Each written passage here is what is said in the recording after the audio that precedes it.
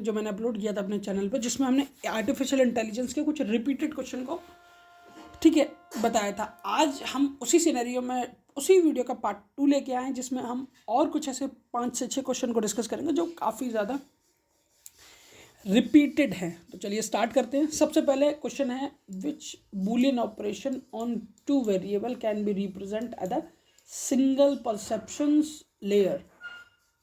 ठीक है, x1 and x2, x1 और x2, x1 और x2, x1 x और x2। ठीक है, पहले एक बार इस कंप्लीट क्वेश्चन को समझ लेते हैं, उसके बाद आगे बढ़ते हैं। लिखा है, a single layer perception can be represent only linearly separable Boolean function. एक सिंगल लेयर परसेप्शन है, वही रिप्रेजेंट कर सकता है लीनियरली सेपरेबल बूलियन फंक्शंस को। ठीक है, अब बात करते हैं x1 और x2 लीनियरली सेपरेबल होते हैं, x1 और x2 लीनियरली सेपरेबल होते हैं, ये दोनों, ये x1 और x2 linearly separable inverse for OR, मतलब ये इसका इनवर्स करोगे तो आपको ये मिल जाएगा। ठीक है, बस x1 और XOR x2 not linearly separable needs multi layer perception, मतलब ये सारे हैं, इनके लिए आपको जो ज़रूरत पड़ेगी वो लीनियरली सेपरेबल के लिए सिंगल लेयर की ज़रूरत पड़ेगी। ठीक है, बट ये डी ऑप्शन जो है उसमें आपको लीनियरली सेपरेबल के लिए नीड्स मल्टी लेयर परसेप्शन की ज़रूरत पड़ेगी। तो करेक्ट ऑप्शन की बात करें तो ABC करेक्ट ऑप्शन है। बढ़ते हैं नेक्स्ट क्वेश्चन की ओर। ठीक है, उसमें which of the following are correct for the neural network, इनमें से न्यूरल नेटवर्क के लिए क्या करेक्ट। लिखा है, the training time depend upon the size of neural network. अब ऐसा समझिए, किसी भी न्यूरल नेटवर्क को अगर आप ट्रेन करना और उसका साइज बढ़ा तो ट्रेनिंग करने में आपको ज़्यादा टाइम लगेगा, ये कहना चाह रहा है ये। सेकंड देखते हैं, neural network can B simulate by the conventional computer. जो न्यूरल नेटवर्क होता है उन और जो कन्वेंशनल कंप्यूटर यानी पुराने टाइम से जो कंप्यूटर चले हुए आ रहे हैं कन्वेंशनल हैं, उनमें वो सिमुलेट होता है या नहीं होता है सॉरी। लिखा है, neural network mimic same way that the human brain, मतलब न्यूरल नेटवर्क उसी तरीके से मिमिक यानी कॉपी कर सकता है जैसे ह्यूमन ब्रेन करता है। लास्ट लिखा है, न्यूरल नेटवर्क इंक्लूड फीडबैक। ठीक है, तो ऑप्शन दिए गए, option A and B, A B and C, A B C and A and C। तो ये क्वेश्चन पूछा गया था 2024 में। बढ़ते हैं आगे आंसर। एवेल्यूशन की बात करें तो ट्रू। ट्रेनिंग टाइम जो मैंने आपको उसी तरीके से पहले भी बता दिया था, अगर न्यूरल नेटवर्क का साइज ज़्यादा होगा ट्रेनिंग टाइम भी ज़्यादा होगा। बात करते हैं सेकंड की, neural network can be simulated, ये सिमुलेटेड हो जाते हैं through the parallelism advantage of may be reduce, तो ये हो गया। थर्ड की बात कर, true neural network are inspired by the human brain work biologically motivated, तो ये C हो गया, ये भी ऑप्शन आपका कंप्लीट है। बट लास्ट जो ऑप्शन है D, not universal true, feedback exist only the certain model, मतलब फीडबैक सर्टेन कुछ मॉडल में इंक्लूड किया जाता है, सारे मॉडल में इंक्लूड नहीं होता, जैसे कि आपका RRN हुआ। Not all the neural network hence is not general property, तो A B C आपका करेक्ट आंसर है। चलिए बढ़ते हैं नेक्स्ट क्वेश्चन की ओर। नेक्स्ट क्वेश्चन में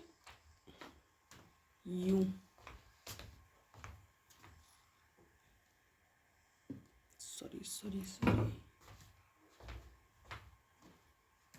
नेक्स्ट क्वेश्चन में, क्वेश्चन नंबर 3 में हमसे पूछा गया है, लिस्ट दी गई है, लिस्ट फर्स्ट और सेकंड। फर्स्ट लिस्ट में decision tree, supervise learning, artificial neural network यानी ANN, ठीक है, इंस्टेंट बेस्ड लर्निंग ये दिया गया है, और उसके साथ साथ हमें ये कुछ मॉडल्स दिए गए हैं। अब आपको मैचिंग करनी है कौन किस मॉडल के साथ काम करता है। ठीक है, तो पहले इन सारे मॉडल को एक बार डिटेल डिस्कस करते हैं, उसके बाद इस क्वेश्चन पे वापस लौटते हैं। लिखा है डिसीजन ट्री। ठीक है, decision tree C45 as well known decision tree, मतलब C4.5 ये well known decision tree algorithm है डेवलप बाय रॉश क्विलिन। ठीक है, it is use for the classification and rule generation. ठीक है, तो ये करेक्ट मैच है, ये आप देख सकते हैं यहाँ पे, ये आप देख सकते हैं यहाँ पर करेक्ट मैच है। सेकंड की बात करते हैं, सुपरवाइज लर्निंग, ये नॉन लीनियर रिग्रेशन एल्गोरिदम का हिस्सा है। Supervise learning involve learning from the label. हम आगे जब अब सिलेबस डिस्कस करेंगे नेक्स्ट टाइम से, तो मतलब मैं कंप्लीट आपको मेरे चैनल के नेक्स्ट टाइम से कंप्लीट आपको एक वो मिला करेगी प्लेलिस्ट में हम वन बाई वन सारे टॉपिक को डिस्कस करेंगे, या हम इनको भी डिस्कस करेंगे। एक सुपरवाइज लर्निंग होता है, एक अनसुपरवाइज लर्निंग होता है। सुपरवाइज लर्निंग में हम लर्न करते हैं through the data, through the level, और उसमें लेबल नहीं होता, ठीक है। तो अब सुपरवाइज लर्निंग एक अच्छी लर्निंग होती है। अनसुपरवाइज लर्निंग में हम करते करते सीखते हैं। सुपरवाइज लर्निंग में हम पहले से ही ट्रेंड होते हैं, ट्रेन कर देते हैं मशीन को, ठीक है। इसको हम वहीं डिटेल में डिस्कस करेंगे। फिलहाल आप ये समझिए, supervise learning involve learning from the label data. Regression include non linear regression is a classic supervise learning technique है, तो ये इसका करेक्ट मैच होता है। थर्ड की बात करें, artificial neural network, delta learning rule. The delta learning rule is use for the learning neural network, specially perceptions, ठीक है। It update the weight base और एरर करेक्शन, ठीक है। तो ये भी इसका करेक्ट मैच है। पढ़ते next, instant based learning. Second, self organise mapping. Instant based learning realise on storing example and comparing the new input with the store instance. मतलब अब ये जो इंस्टेंस बेस्ड लर्निंग है, अब ये इंस्टेंस बेस्ड लर्निंग करती क्या है, ये सेल्फ ऑर्गेनाइजिंग मैप करती है। इट मीन्स ये कि एग्जाम्पल को स्टोर करती है, न्यू इनपुट से कंपेयर करती है, और उसके बाद आपको उसी तरीके से आउटपुट प्रोवाइड कराती है। अब सेल्फ ऑर्गेनाइज लर्निंग क्या होती है, उसको भी देख लेते हैं। सेल्फ ऑर्गेनाइज मैप यानी SO work as a similarly and neighbourhood based learning, ये भी करेक्ट मैच है। तो टोटल अगर फाइनल आंसर की बात करें तो आपको पता चल गया है, यानी बी का सेकंड होने वाला है, डी का सेकंड हो गया, डिसीजन ट्री C45 हो गया, सुपरवाइज लर्निंग ये हो गया, और बाकी का बचा ये हो गया, ठीक है। आई थिंक हम ये कंप्लीट कर चुके हैं। बढ़ते हैं नेक्स्ट क्वेश्चन की ओर। नेक्स्ट क्वेश्चन में हमें मिला क्वेश्चन है, arrange the following step in a proper sequence involve a genetic algorithm, ठीक है। हमें कुछ स्टेप दिए गए हैं जेनेटिक एल्गोरिथम के, वो स्टेप हैं, उनको हमें सीक्वेंस के अकॉर्डिंग लगाना है। अब सीक्वेंस उसका सीक्वेंस में वो स्टेप्स क्या क्या हैं वो एक बार देख लेते हैं। सेक्शन, ठीक है, इनिशियलाइजेशन, क्रॉसओवर, म्यूटेशन, एवेल्युएशन, ठीक है। पहले ये स्टेप्स होते क्या उनको समझते हैं, उसके बाद इस क्वेश्चन को करते हैं, ठीक है। सबसे पहले बात करते हैं इनिशियलाइजेशन की। देखा, the algorithm start by generating an initial population of chromosome.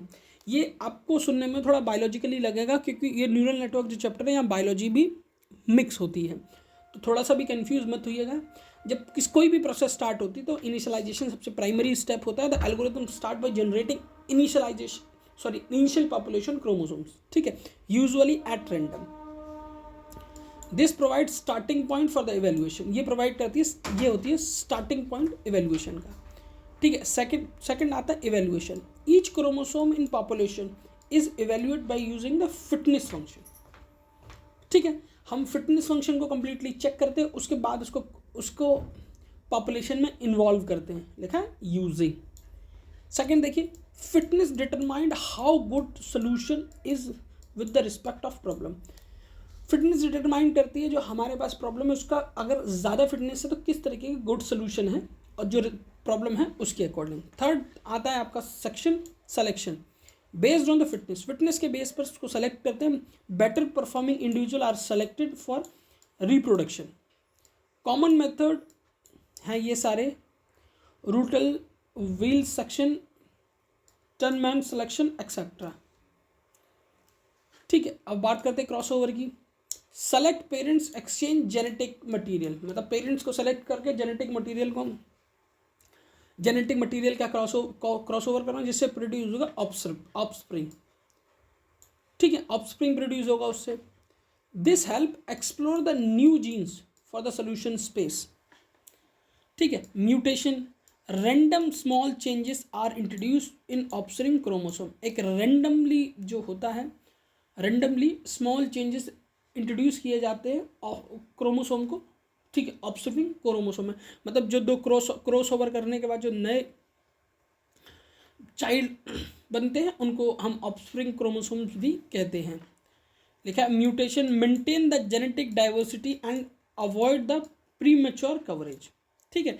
Mutation avoid करता है, म्यूटेशन मेंटेन करता है जेनेटिक डाइवर्सिटी को, और मेंटेन और अवॉइड करता है प्रीमेच्योर कवरेंस को, मतलब किसी भी तरीका प्रीमैच्योर कवरेंस को अवॉइड करता है। फाइनल आंसर की अगर बात करें तो इनिशियलाइजेशन, इवेल्युएशन, सिलेक्शन, क्रॉसओवर और म्यूटेशन, यानी ये आपका कंप्लीट आंसर है। BEACD कंप्लीट आंसर है। BEACD आप देखिए ये आपका कंप्लीट आंसर है। BC, ठीक है, ये आपका कंप्लीट आंसर।